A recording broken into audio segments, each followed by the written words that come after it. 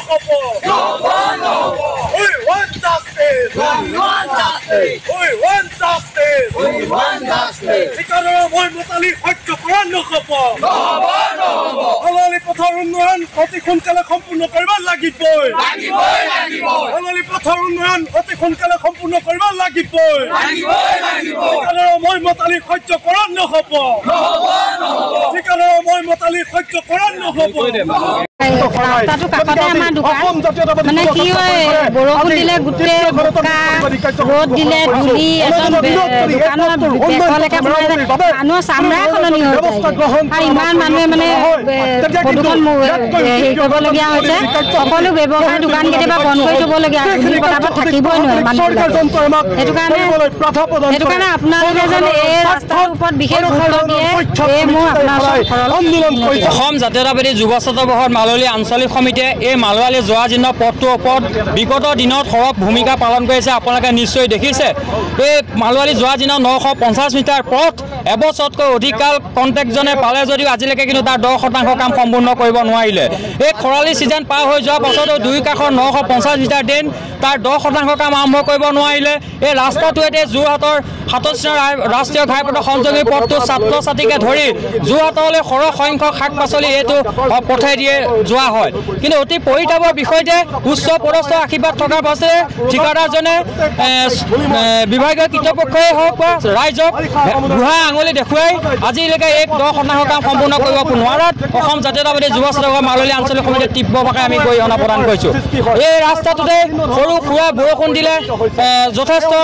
অকস্মাত দুৰ্ঘটনা পতিত হৈছে ইয়াৰ পৰা আমি অসম চৰকাৰ আৰু যোৰহাটৰ গড়কাপ্তানি বিভাগক আমি দাবী জনাব বিচাৰিছোঁ যদি অনতি পলমে যদি এই মালৱালী 950 মিটাৰ পথ যদি সম্পূৰ্ণ নকৰে অনাগত দিনত স্থানীয় ৰাইজৰ সহযোগত ইয়াতকৈ কিন্তু ভয়ংকৰ কাৰ্যসূচী গ্ৰহণ কৰিবলৈ কিন্তু প্ৰস্তুত থাকিব হয় চাওক 37 নম্বৰ ৰাষ্ট্ৰীয় ঘাইপথৰ পৰা মাললী ভোগদৈ সংযোগী যিছ পথ এই পথছোৱাত আচলতে বৃহৎ বৃহৎ গাঁতৰ সৃষ্টি হৈ যাতায়াতৰ অনুপযোগী হৈ পৰিছে এই পথছোৱাত আজিৰ দিনটোত আপোনালোকে চাব পাৰে এজাক ৰ'দ দিয়াৰ ফলত গোটেই পথটো আচলতে এক ধূলিময় কৰ্য্যময় পৰিৱেশৰ বিৰাজ কৰিছে বাৰিষা আগমনৰ লগে লগে যেতিয়া এজাক বৰষুণ দিয়ে এই পথছোৱাত আচলতে বৃহৎ বৃহৎ গাঁতবোৰত আচলতে পানী ভৰ্তি হৈ বোকাময় পৰিৱেশৰ এক সৃষ্টি হয় এই অঞ্চলটো মাললী অঞ্চলটো হৈছে বৃহৎ এটা অঞ্চল এই অঞ্চলটোৰ পৰা আচলতে দৈনিক হাজাৰ হাজাৰ ব্যৱসায়ী আচলতে নগৰমুখী হয় ব্যৱসায়ী বাণিজ্যৰ কাৰণে কাৰণ এই অঞ্চলটো হৈছে এটা কৃষি প্ৰধান অঞ্চল এই অঞ্চলটোৰ পৰা দৈনিক হাজাৰ হাজাৰ আচলতে শিক্ষাৰ্থী নগৰমুখী হয় শিক্ষা আহৰণৰ কাৰণে এই পথটোৰ এনেকুৱা এটা জৰাজীৰ্ণৰ অৱস্থাই আমাৰ সাধাৰণ ৰাইজক কোঙে কৰি তুলিছে এই পথটোৰ উন্নয়ন তথা মেৰামতিৰ বাবে আমি বহুবাৰ উপায়ুক্তগৰাকীক স্মাৰকপত্ৰ প্ৰদান কৰাৰ পাছতো আজি পৰ্যন্ত কিন্তু কোনো ধৰণৰ ব্যৱস্থা গ্ৰহণ কৰা আমাৰ পৰিলক্ষিত হোৱা নাই গতিকে আজি আমি অসম জাতীয়তাবাদী যুৱ ছাত্ৰ পৰিষদৰ মাললী আঞ্চলিক সমিতিৰ পৰা তীব্ৰ গণতান্ত্ৰিক প্ৰতিবাদী কাৰ্যসূচী ঘোষণা কৰিছোঁ আজি এই প্ৰতিবাদস্থলীৰ পৰা সকীয়াই দিব বিচাৰিছোঁ আজি এই প্ৰতিবাদস্থলীৰ পৰা সময়সীমা বান্ধি দিব বিচাৰিছোঁ গড় কাপ্তানি বিভাগ তথা উপায়ুক্ত মহোদয়ক যদি এমাহ সময়সীমা বান্ধি দিছোঁ যদি 30 দিনৰ ভিতৰত যদি এই পথটোৰ উন্নয়ন তথা